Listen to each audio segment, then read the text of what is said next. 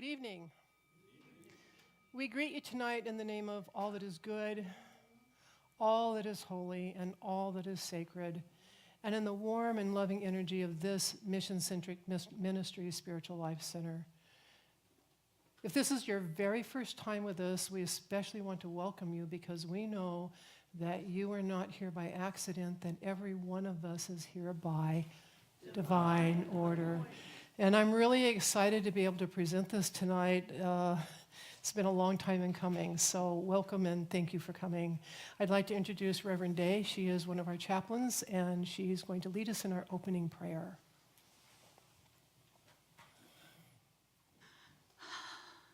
So let us start by drawing our energy, our thoughts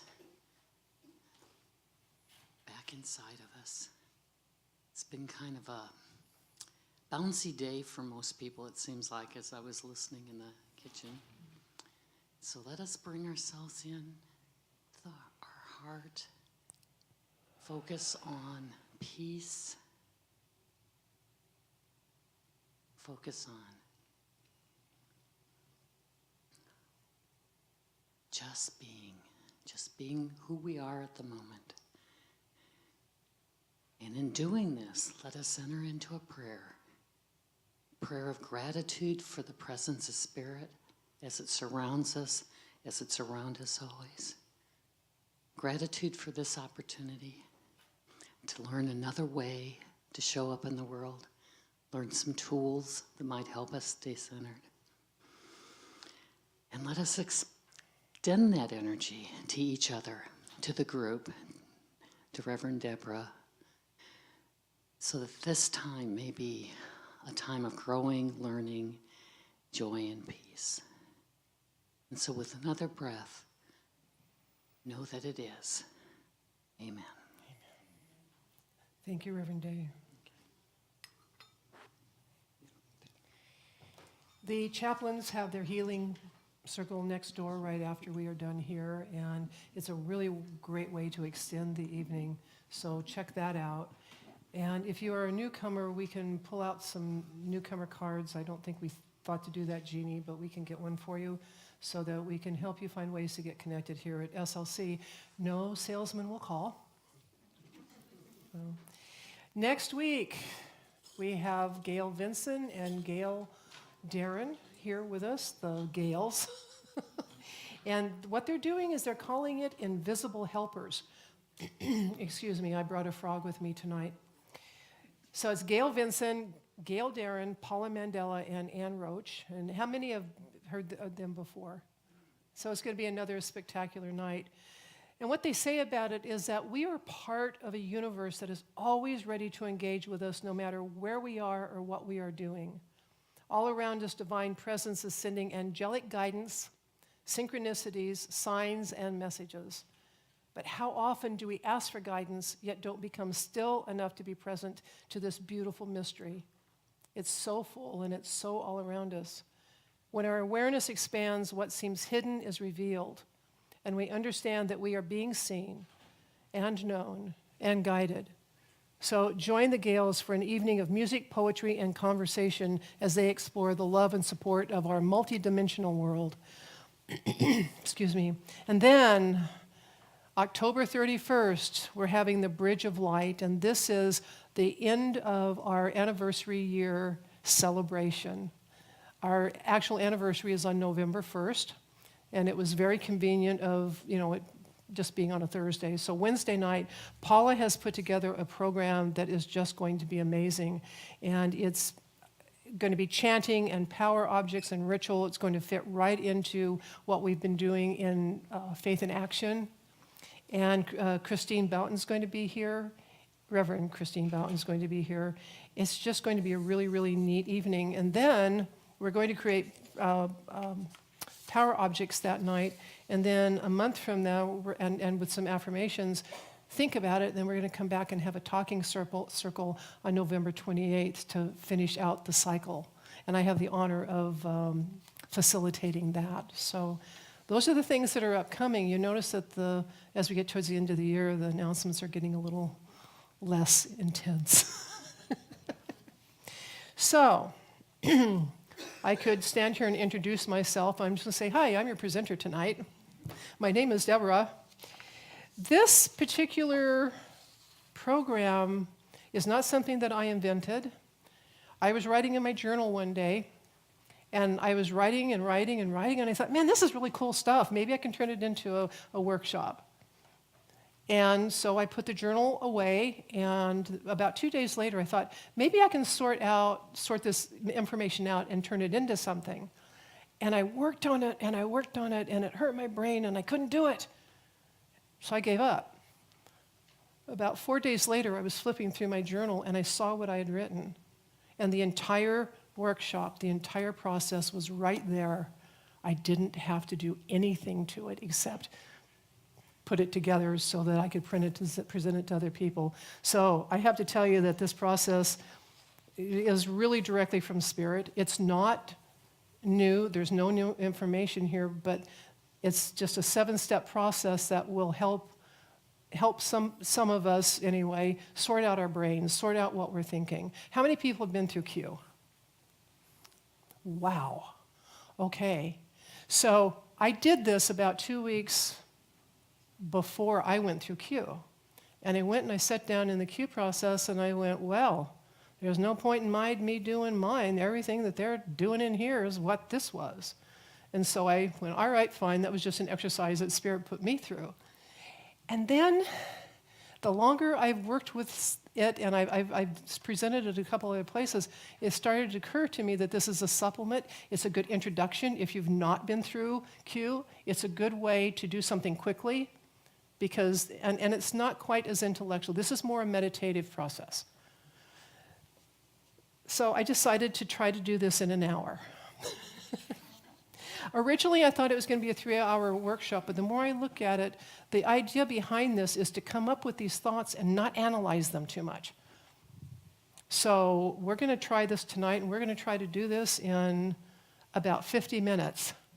And I created a little workbook for you.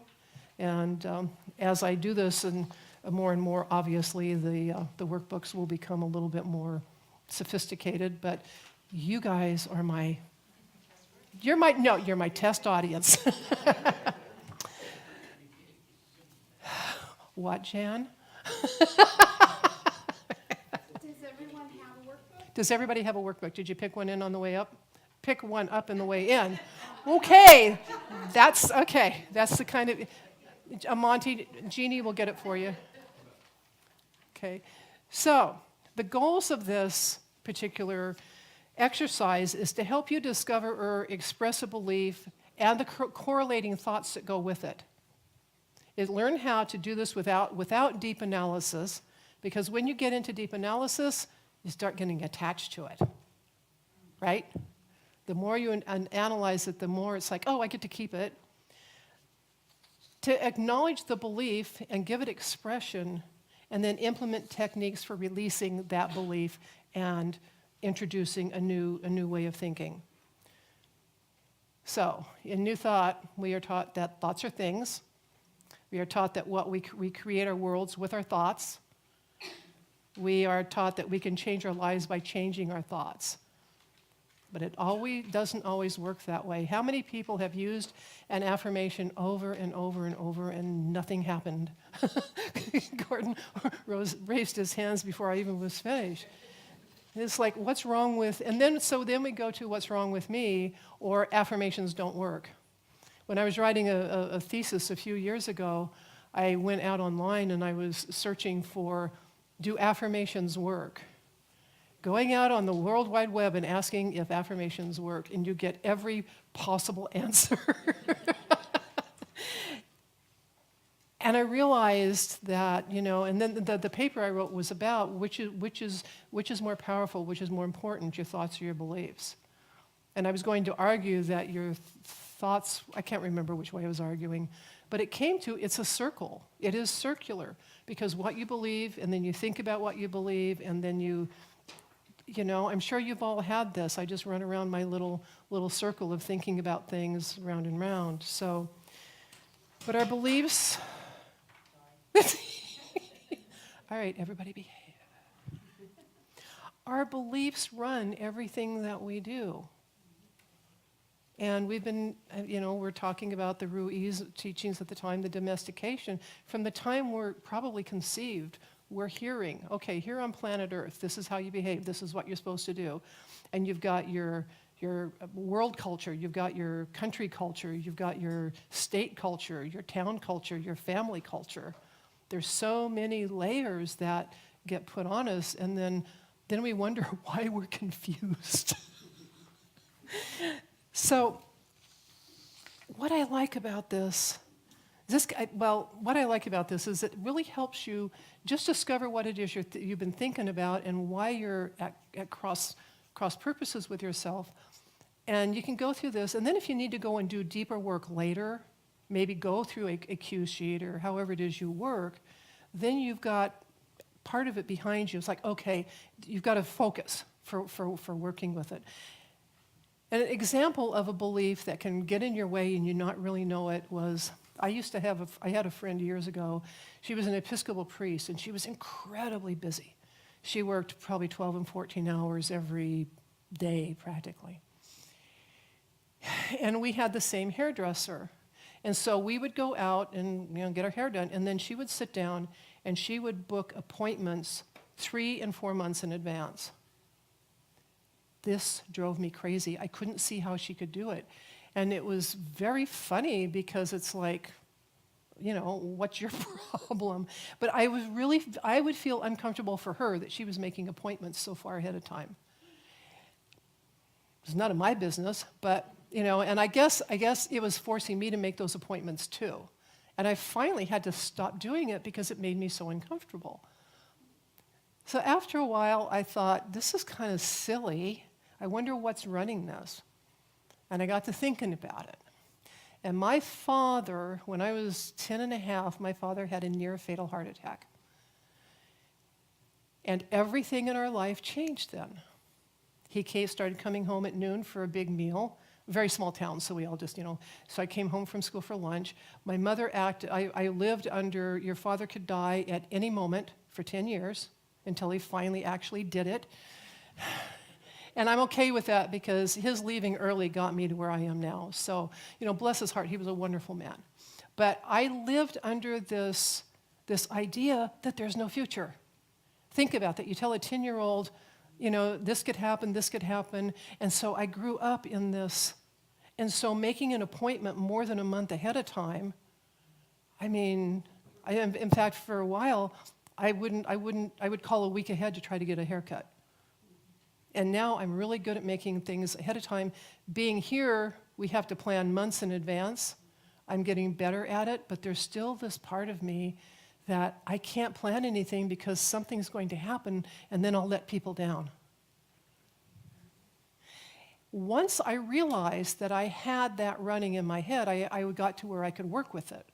Did anybody ever had this kind of experience? It's like, oh, okay, I don't have to let this run me. It still sometimes makes my stomach kind of like, ooh, because then I might have to cancel, or someone might be counting on me, and I have this real thing about not letting people down.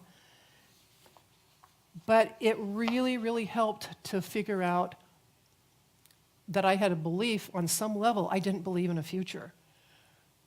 Now, what do you, Jeannie, we might need the mic here. I'm going to ask you, by the way, if you do want to say something, please do speak into the mic, because if people watch us on live streaming, they won't be able to hear you otherwise.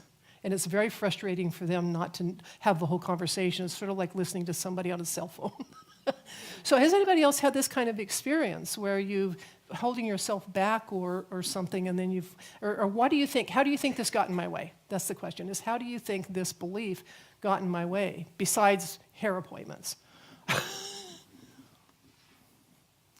Oh, someone's got to have an idea of how would that get in your way? If you didn't believe in the future, how would it get in your way? How would it hold you back?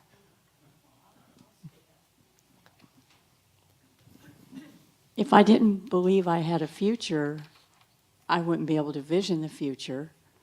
I wouldn't have a clue what I might want in my future, and then I would land at a place called I don't have a future.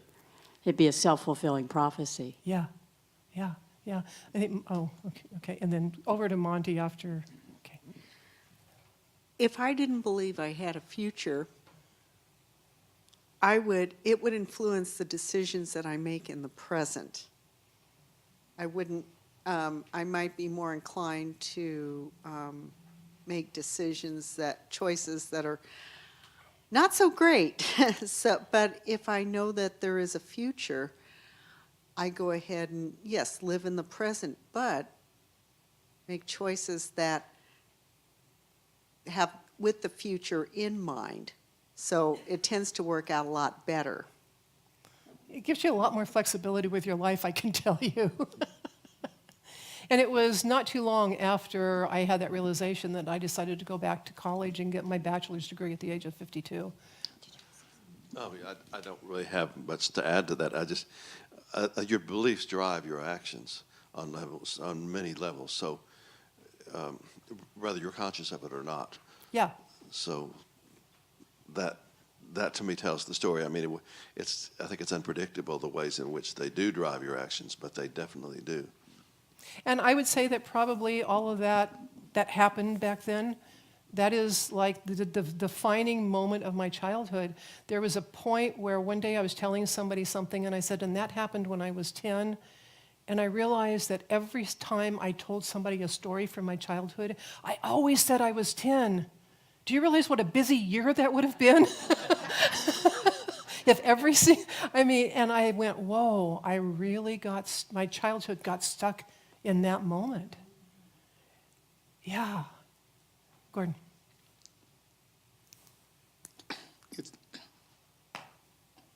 Excuse me.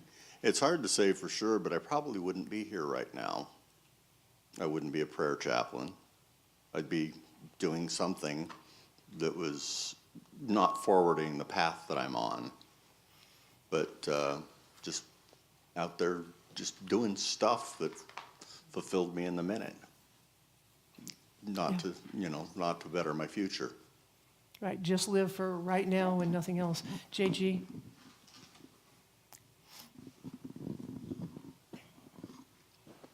If I have no future, then I can't grow.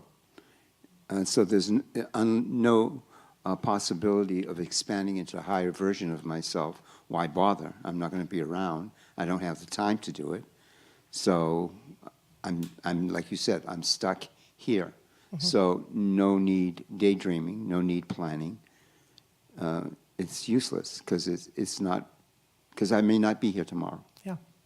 And I didn't live a hopeless life, but I was stuck in, I couldn't figure out how to get it going.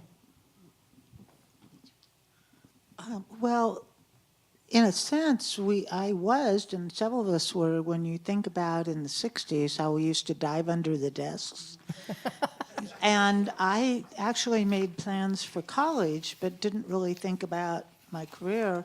And certainly, why would you have children if the world's going to end? And I don't think I really thought the world was going to end, but it put that in my consciousness, especially when the president was killed and you watch how the adults did. There was that lack of certainty that says to you that things can, because we all would laugh at it. Well, is this desk going to protect me from a nuclear bomb? Mm-hmm.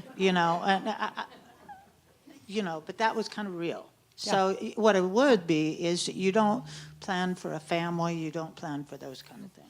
So this was you might think of it as a very small thing.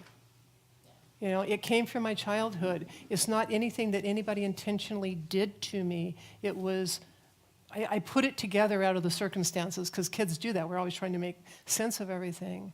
And it ran me on so many levels for so long. And then I got married and married a guy who wanted to plan trips to Hawaii like 6 or 8 months in advance. And we had to pay for it ahead of time. And we couldn't get our money back if we couldn't go. And the first couple of times, I spent that whole 6 months really sick to my stomach. So I've had all these opportunities after discovering this to really work with that and go, oh man, this is just an overlay of something I made up in my life. So, okay. So that's the example. And we're going to try to get through, we're going to get through all 7 of these steps. Now, the idea is we'll think about this a little bit. It's more of a meditative process, so we're not going to go into deep analysis.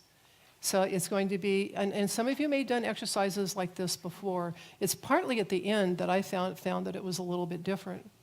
So the first thing is like what it is that's getting in your way? In my case, it was like, why do I get crazy when my friend makes appointments a year ahead of, yeah. And so that's where I started working.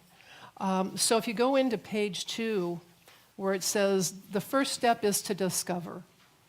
Discover what it is that you're wanting to, that makes you feel stuck or makes you uncomfortable or you think is not allowing you to move ahead. And this can be a very small thing. We're not going to go into deep analysis tonight. But just take a breath and take a few moments here to just make some notes of something that you might want to work on.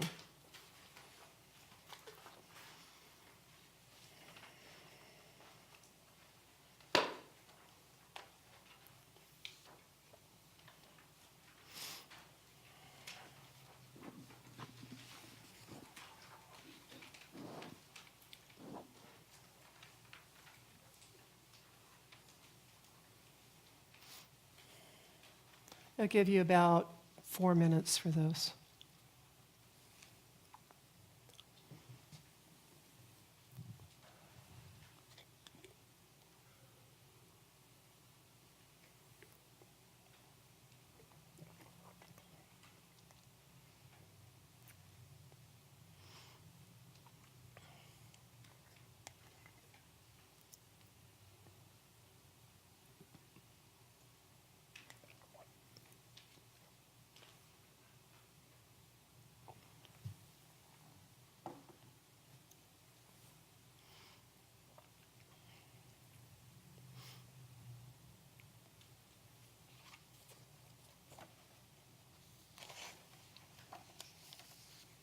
And don't worry about why. We don't care why right now.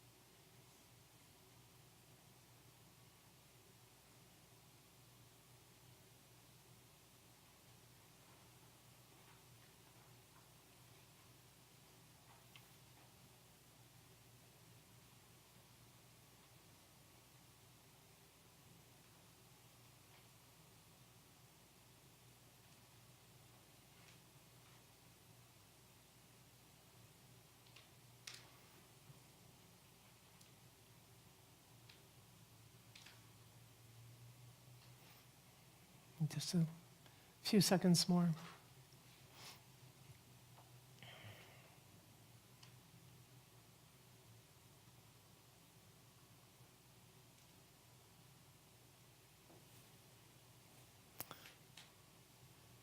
So we're going to walk through all 7 steps and then we'll talk about it at the end so that we don't analyze each step.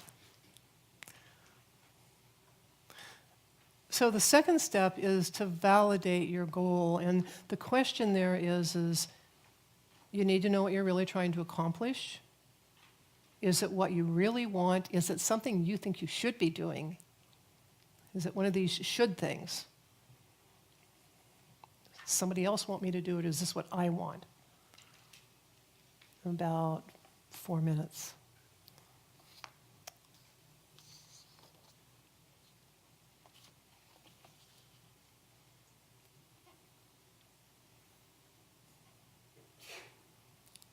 Bless you.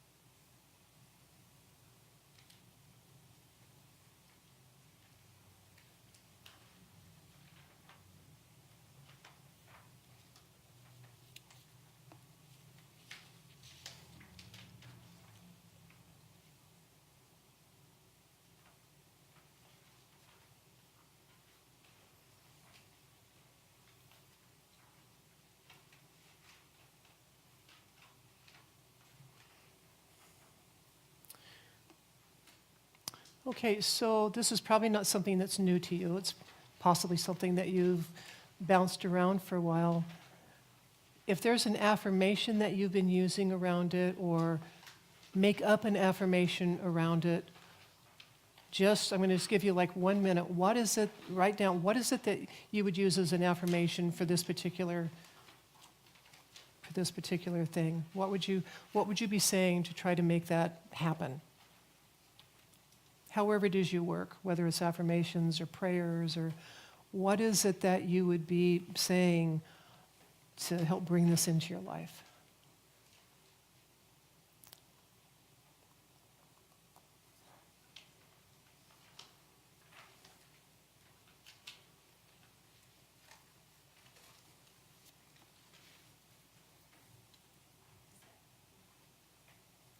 Pardon? I'm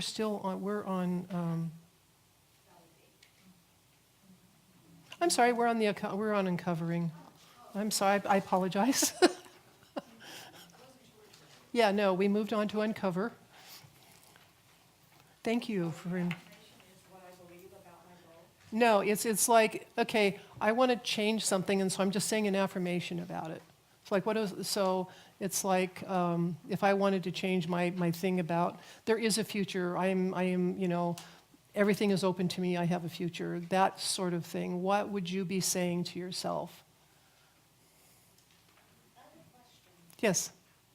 Well, it sounds like your uncover is your back talk, and then embracing, you're breathing in the back talk. We'll get there. We'll get there. That's what. Yeah.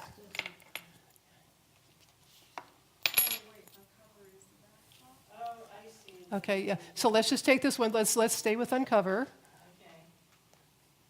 So once you've done the affirmation, what back talk are you getting from yourself when you say that? How much of yeah, right are you hearing in your head? Or what are the reasons that come in your head that affirmation is not true?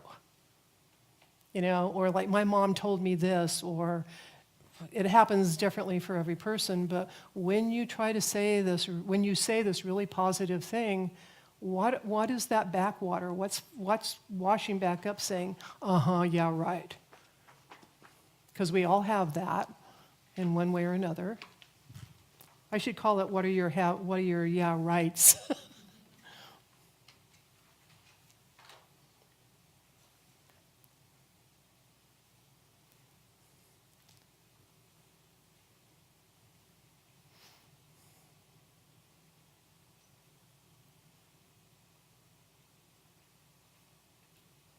And then you can even note when you're leaning, is how does it feel in your body when you say the affirmation? Does it feel like joy and release, or does it feel like tension and knot in the stomach, feeling of dread, fear?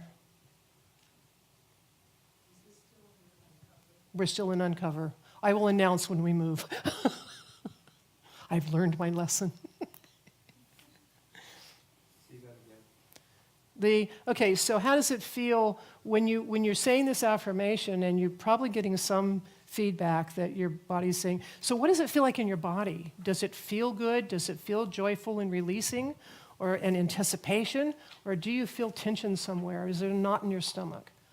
Do your shoulders, I mean, everybody, again, it lives in your body, each person differently. I mean, we've all probably had moments where we're gritting our teeth and going like this and making this affirmation, you know? Things are getting better, things are getting better, my life is improving.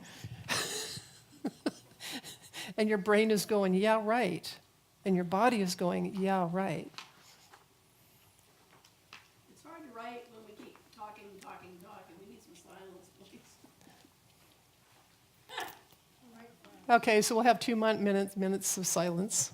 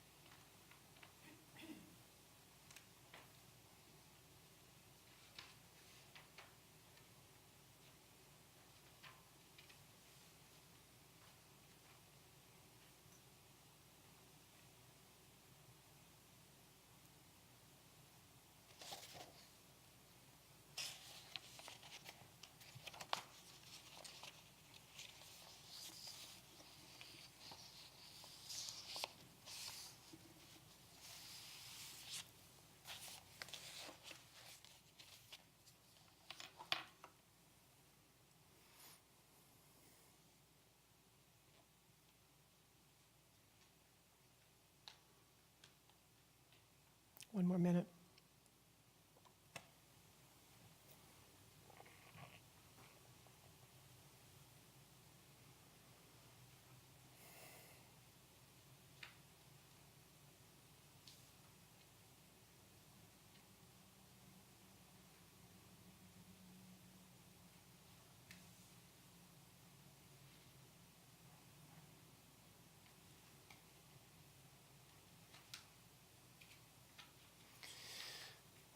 Okay, so this is where the whole process changed for me when it was coming through, is that we now have a way to not resist that belief. It's like, okay, that's a stupid belief. There is a future. I was a kid. I didn't know what I was thinking about, right? That's not going to do anything for me. So what I did with this particular exercise, it was like, it does not matter where the belief came from. Give yourself permission. It doesn't matter where it came from. It's just there. It's living in your head. It's living maybe in your heart. So take this belief that you've uncovered now, that is interfering with what you want to do. Close your eyes. And we're going to love that belief. And you say to the belief, I see you. I hear you. I feel you. I love you. Belief, I appreciate your role in my life. And I acknowledge the benefit and the deficits that you brought.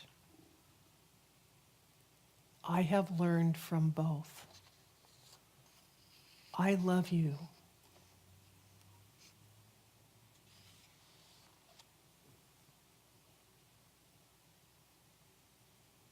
And just take a breath.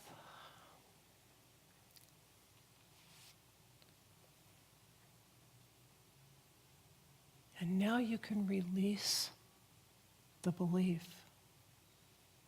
You have fully embraced it. You are not rejecting it anymore. So taking another breath,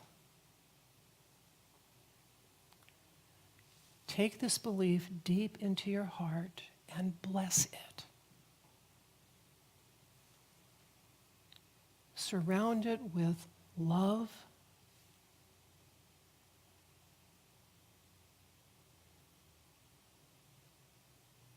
You might even look at it from different angles to see how it's changed or how it changed you. Give it a hug if you want. This belief served you at some point in your life.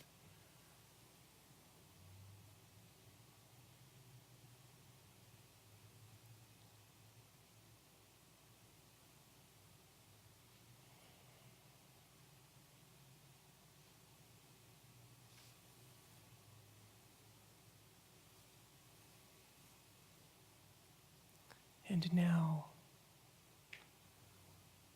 take a deep breath and release this belief into light and love and gratitude. Let it go.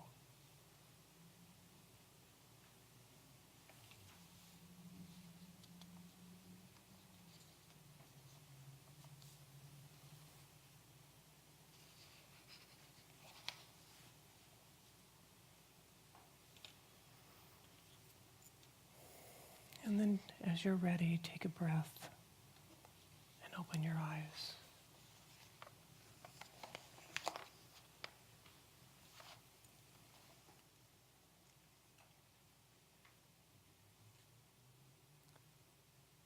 So what belief do you replace that with? What is it that you want to believe? What do you want to bring in and put in that slot you just emptied? Because if you don't put something in there, your subconscious will. So take charge and put something that you want into that spot. I believe that there's a future. It's okay to make appointments 6 months ahead of time. It's okay. Pardon? And we are embracing the new belief now. Yes.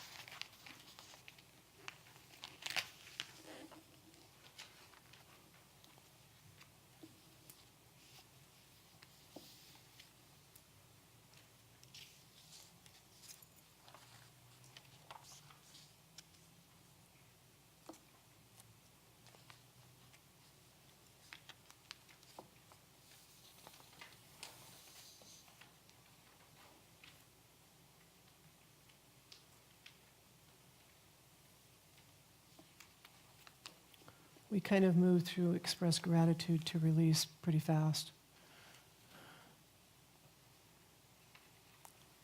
Is this gratitude for the old belief? You give gratitude for that old belief. It served you. It did its job. And you don't need it anymore. It came along because it helped you. So, I'm sorry, are we on page 5? We are on, no, we're really on page 4 with the expressing gratitude and releasing. I blended those together. Sorry about that. So if I Yeah. find the release Yeah. on the Yeah. second half of page 4? Yes, yeah. That was really that whole exercise we just did, is expressing gratitude for that belief and then releasing it.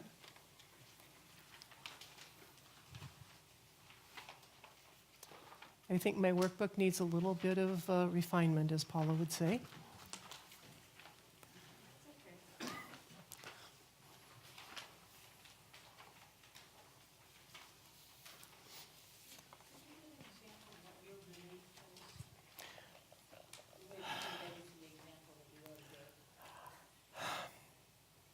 I think what it was is that I lived so long with the idea that a catastrophe could happen at any moment that it wasn't safe to make any plans more than a week in advance. So your belief was it's not safe to make plans? Yeah, I think that was probably the fundamental belief. Yeah, but yeah, right. And I mean, and what that translated into in a bigger sense was I didn't really trust the future. You know, I didn't really trust that that you could, you know, really do much in the future because everything was so close to being catastrophic. And yet I'm a pretty optimistic person, but I mean, that was just the atmosphere I grew up in. So it was pretty interesting. And so my new belief was, you know, yeah, catastrophes can happen, but you still have to live your life. And so I started building on that. It's okay to make plans, and if something catastrophic happens, nobody's going to get mad if you have to cancel. Because that was the other part of it, is if I made plans and there was a catastrophe and I had to cancel something, then those people wouldn't like me. I mean, it just, you know, it just goes all over, right? I mean, once you have this belief, it reaches into all different aspects of your life. So my new belief would have been, it's okay to plan ahead because it will be okay if probably nothing is going to happen, first of all, because catastrophes, you know, don't happen every week in everybody's life. They happen every week, but not to the same person all the time. Unless it's a soap opera. Unless it's a soap opera. Yes, well, and then if it's a soap opera, yeah. So, okay, so when you're starting to embrace the new belief, it's like, what belief do you choose to put in place of the one you released? It should correlate with the affirmation that you were trying to work with that gave you the back talk. It may come to you instantly right now, and you may have to work on this for a while. It might not just, and you may refine it as you go along, but you've made space for it. And so now you want to nurture and feed this new belief so that it can blossom. And maybe that old one might want to come, you know, there's the dandelion that wants to come up, and you don't kill it, you love it, you embrace it, and you release it. And so, on the last page, you welcome the new belief.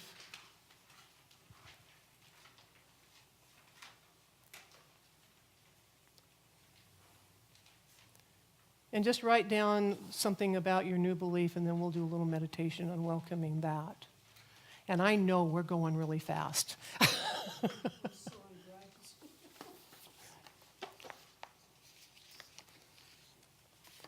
The thing is you can take this workbook home and you can work through these steps.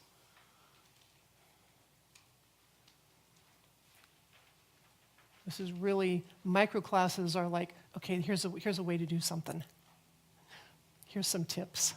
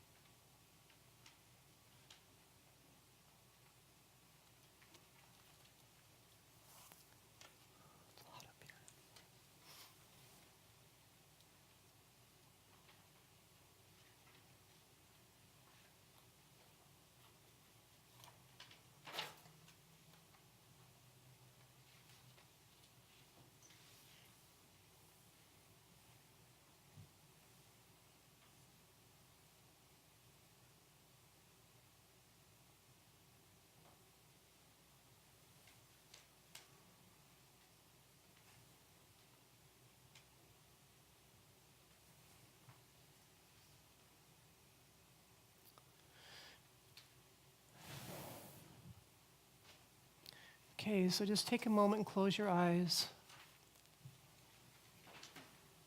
And imagine this new belief. It can be words, it can be a cloud, it can be your best friend, it can be whatever. And just wrap your arms around it. moving into that space of open-hearted, welcoming this new belief with open arms. And as it enters into your heart center, just wrap your arms around it and hold it and love it and welcome it home.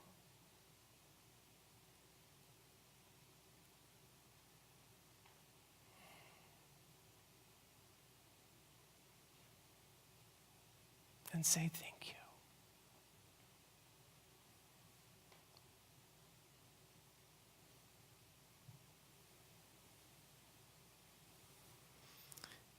And take a breath and open your eyes when you're ready.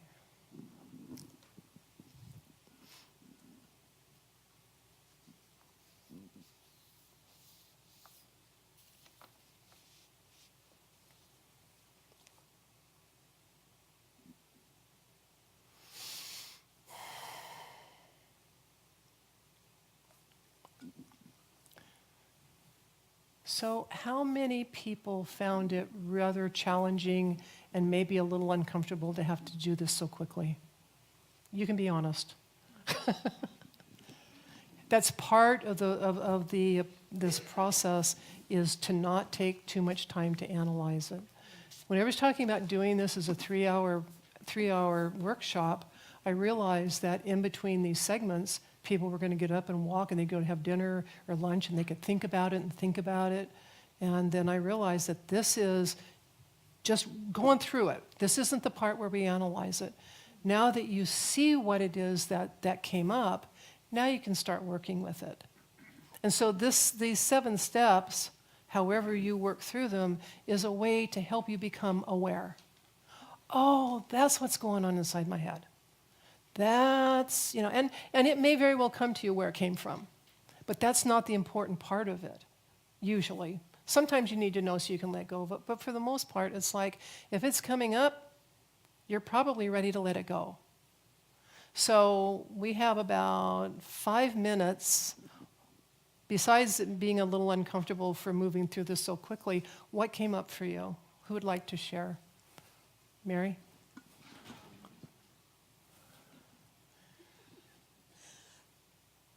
I'm still working on affirmations. So when we started, I started with an affirmation rather than a belief that I couldn't do something. And that made some of the further steps harder to do because I wasn't trying to rid myself of something. Am I making any sense? Yes, absolutely. Oh. Absolutely. So what I would have said in that case is that when you're saying that affirmation, what part of you is pushing back on it and saying, well, that's not really real? You would have gotten there the same way. This is not anything that's written in concrete. This came from spirit, and it's like, work with this how it works for you. Everybody approaches this stuff just a little bit differently. So you come at it from a different direction. Paul, did you have something? When I stopped thinking and you said, just write, so I started writing, it just started coming out, like automatic writing or something. And I noticed I kept repeating the word perfect and perfection, and it's something I thought I had worked through already. And apparently it's coming back to be my friend again and teach me something. So there's what I thought it was, now it's something else. Yeah, thank you, Paul. I really enjoyed the speed with how you did that, because I felt like I was at the very end of the whole process. I was already thinking about another belief and wanting to go through that, and then maybe another belief. So I liked that speed. I thought it was good. I tell you, I did not. I'm responsible for getting up here and delivering it to you, but this came full blown into my life. So thank you and Spirit says thank you. Any other comments? Lynn, she's coming with the mic. Well, when I write something, I get this inspiration, and if I write it very, very fast, it just goes brut and it's done. But then sometimes the editor moves in. And as soon as it does, I'm as dry as a bone, and Yeah. I can't write another word. Yeah. And so I like the speed, Yeah. although it leaves me breathless, Yeah, and feeling a little confused and perhaps a little bit out of control too, right? out of breath. Yeah, yeah. Back over, okay, and then back over there. Well, when you work with affirmations, it's important to also work with denials. And when you have trouble believing your affirmation, denials help. With an affirmation, it may or may not be something that is true right now, but the idea is that it will be true one day, but you must claim the victory now and think positively, and that is how affirmations work. Right. They don't work in a vacuum. No.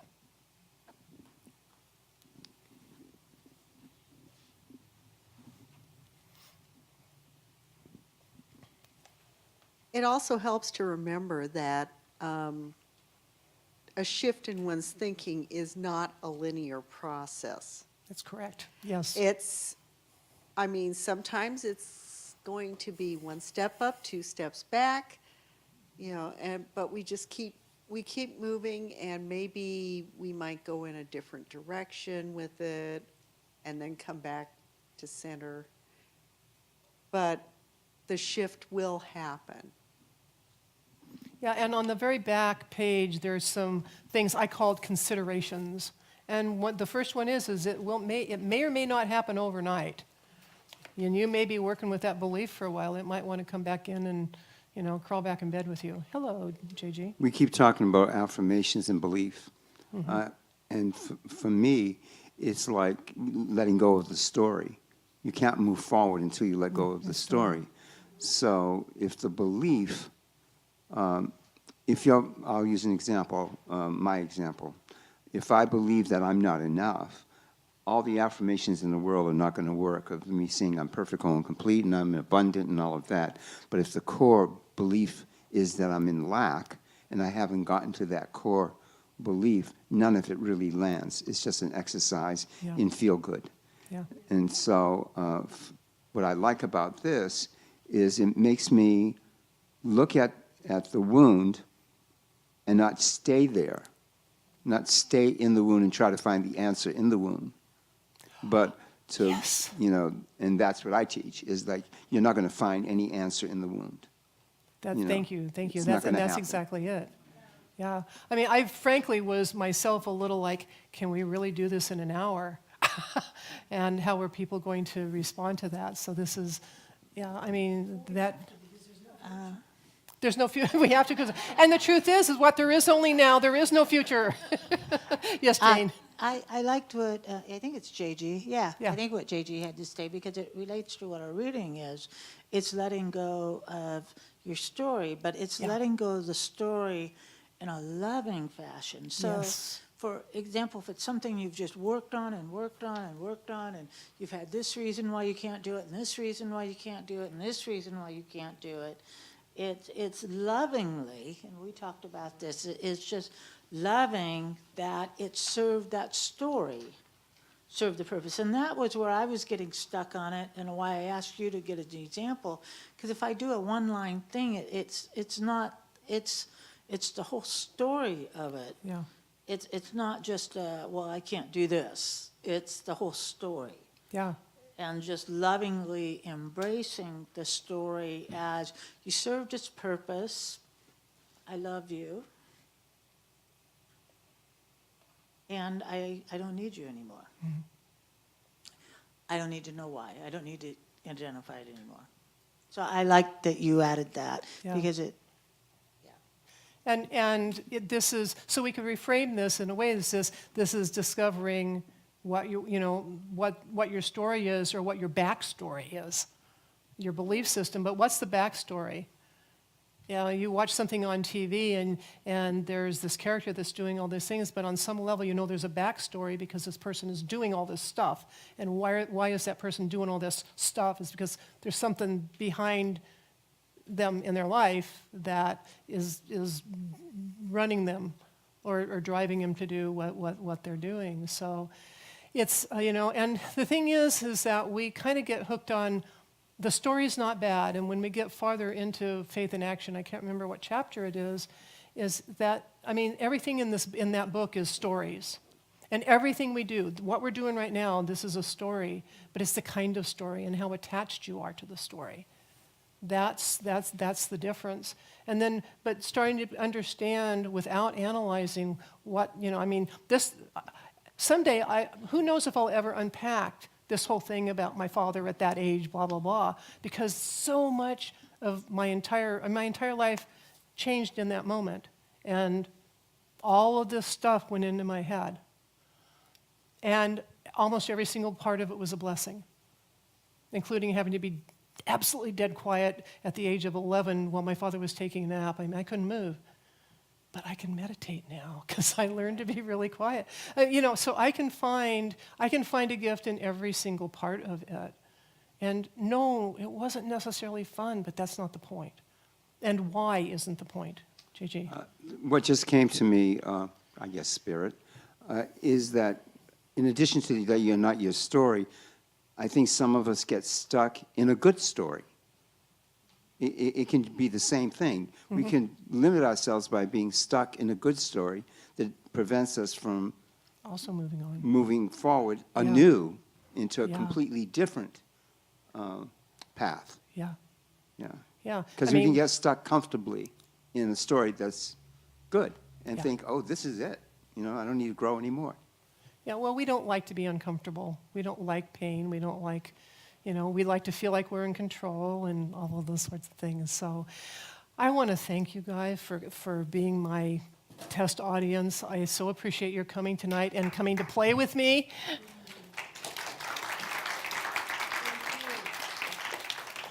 And so we come to the time of our love offering. And as we give, we receive, and we know that with every outpouring, the blessings are coming in. And we just know that whatever it is that we choose to give and offer is exactly the right thing at the right time. And so let us say our offering blessing together. Divine love, as me, blesses and multiplies all that I am, all that I have, and all that I circulate. Thank you, God.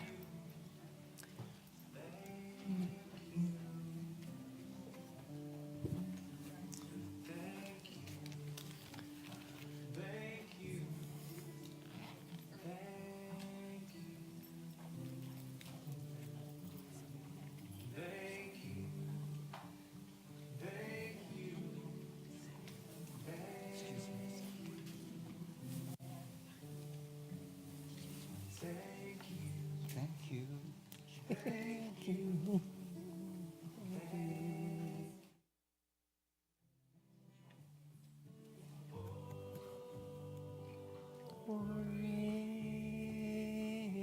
down, your love is pouring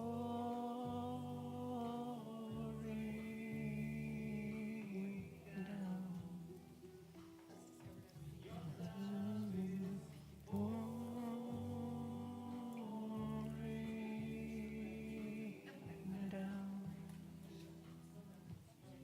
Love is pouring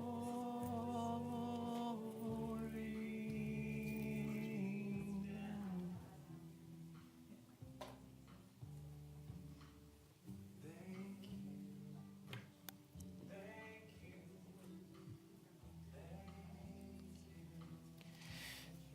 So remember the healing circle next door, and let us all stand and join hands for our prayer for protection, and let's try to get connected as possible.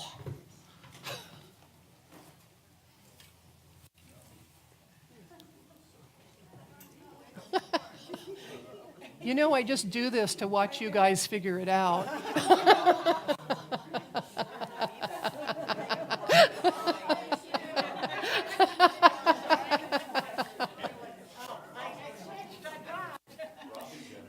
Actually, it's just very, very cool to watch all of you figure it out. So let's take a really deep breath. And together, the light of God surrounds us. The love of God enfolds us. The power of God protects us. The presence of God watches over us. Wherever we are, God is, and all is well. And may the joys of the world go with you. Thank you.